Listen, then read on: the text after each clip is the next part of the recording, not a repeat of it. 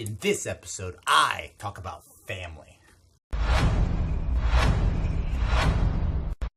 What's going on, everybody? Another beautiful day, another chance to do great things, and we are going to talk about family today. The reason I'm bringing this up is because I finally got my little sister to pursue her passion. Now, she loves drawing and anime. I don't know why. Uh-oh, that's falling.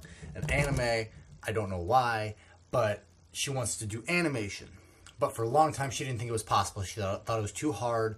It didn't make sense, blah, blah, blah, blah. The usual excuses people come up with when they don't want to do something. Finally, I got her into it. A while back, I got her to start drawing and doing paper versions of it, anime. And just recently, she went half in with my grandfather and bought one of those tablets that you hook up to a computer and you can draw on and do animation stuff with it. And she's finally starting to get into it. She downloaded a free animation app to learn the ropes and stuff. And she's been spending just gobs and gobs of time on it. And I am super psyched about it. Excited to see what she does with it. And it just makes me happy. You know, the fact that she's my sister and I was able to help her with this makes her happy. And, you know, if it was anybody, it'd make me happy. But family is especially close for me. Because I grew up in a really large family. I'm the middle child of 9 children. There's no, you know, it's not a mixed family. It's just 2 parents. That's it. There's 9 of us. And, you know, we were dirt poor. I'm pretty sure I've said that before. We grew up with absolutely nothing. Sticks were our toys when I was younger. But I think, honestly, that's what fostered my imagination and my want to help others and create things. But, you know, either way, that's beside the point. The real point is, you know, family means certain things to certain people. I knew a lot of friends growing up in high school and a few in college that they hated their families. You know, they didn't want to go home over the holidays because their families hated each other. They were miserable. They'd fight and argue and, you know, brawl and all kinds of this terrible, terrible stuff. And it took me a long time to come to terms with that because my family was always so close. Well, my immediate family was so close. My extended family is very much destroyed. You know, I couldn't care less about my grandparents personally. They had no part in my life whatsoever. At best, they ignored me. At worst, they tried to spite me in their own ways. I don't care. I don't take it personally. I'm just not going to be a part of their lives. You know, I'm not going to allow that toxic nature to bleed into me. If they want to ruin themselves, by all means, they can go ahead and do that.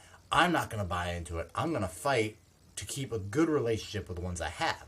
You know, I'm 22 now. I got older brothers who are starting to have, I got an older brother who has a bunch of nieces, who has 3 little girls, so I have 3 nieces. I have an older sister who has a little boy, so I have a nephew. He's over here all the time. The other brother's down in Georgia, but he'll be coming back in a month or 2, so I'm psyched about that. I'm super pumped to see them come back. He was in the Air Force, but he's just getting out. You know, they're buying a house, I think, just up the street from where we are, and so I'm going to see them all the time, and I'm super psyched about it, you know. It's really got me pumped to see them come back. I'm happy to see the family reunited. I know my parents will be ecstatic for him to be back home. It'll just be a good thing. But, you know, the family is, as I said, family means different things to different people. And even within my family, as large as it is, there's different dynamics going on. My oldest brother and I have more in common than any of the others have in common with us. And that has to do with the psychology of, you know, the second first child is such a big unit. I was the tipping point, so I was the youngest of the older group or the oldest of the younger group. You know, it gets a bit complicated. But that's kind of where that's where we connected. Growing up, I didn't really have much to do with him. He was much older than I was. By the time I was really starting to get into things, he was going off to college, and I didn't really see him much, and it just, you know, there was no connection.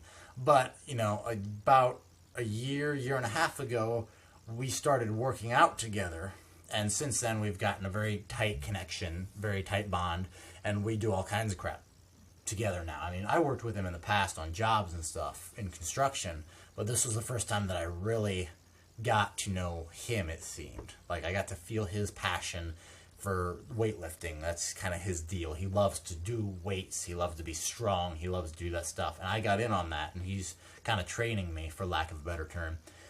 And it's, you know, I've really felt his passion, and it's really strengthened our bond and stuff. So it'll be interesting to see what happens when my other brother comes back and see how things change a little bit. I don't anticipate them affecting me much because I'll just be happy to see everybody. It's what I do. I'm just woohoo. But that's just it. It's like, one of my younger sisters isn't very tight with the family right now. She's off with her boyfriend doing her own thing, doing some things that the family doesn't approve of, and she knows the family doesn't approve of them. So instead of trying to work it out, she's just separated herself. She's just off in La La Land. I'm not pursuing her. I'm giving her space. She's an adult. She can do what she wants. If she needs help, then she can come back and I'll help her. That's just what I do. But that's kind of my family situation. And it bleeds into writing, obviously. The more you know about different people's family scenarios, the family that hates each other versus the family that's in tight versus a family who's indifferent, the more you know about different family dynamics, the more dynamic your writing should be. I mean, I know it's very easy with writing to fall into the same old habits. The dysfunctional family is a very common thing to see where, the parents are ignoring or beating or doing something to the child and the child has issues because of that and they have to move past it, blah, blah, blah. That's a very common thing to see. I think we should really try to incorporate more of the other families, incorporate the loving families into these books, incorporate the indifferent families, the families that, use silent treatment as a way of shunning versus beating them versus, there's so much to do with family dynamics and there's so little of it that gets into books. And it's really a shame. We should really try to work that in more. And the best way to learn this stuff is just talk to people about their families. It's a personal subject, but you'll be surprised how many people are willing to kind of spit that out. It's almost like a release to them, like they need somebody to tell this stuff to anyway. But nobody wants to bring it up because it's taboo. I've talked to lots of people, especially at work, about family situations, my family, their family, all this different stuff. And again, you'd be surprised how many people are willing to tell you a lot about their family if you're just willing to ask. And that's key. You gotta ask. You have hey, how many siblings do you have? Hey, what's your family like? Are you close? Are you not close? Do you argue a lot? Do you not? I mean, you can really get in deep. And I have with a couple people. And I've even mimicked a few family dynamics in my book that I've seen. But, I just think we should really try to make it dynamic in the way we see families, just like it is in the real world. But, I mean, again, as always, you do you. You write the book that you just think needs to be written. Let me know about it. That's about all I got. So hit subscribe on the way out, and I will see you next time. Later.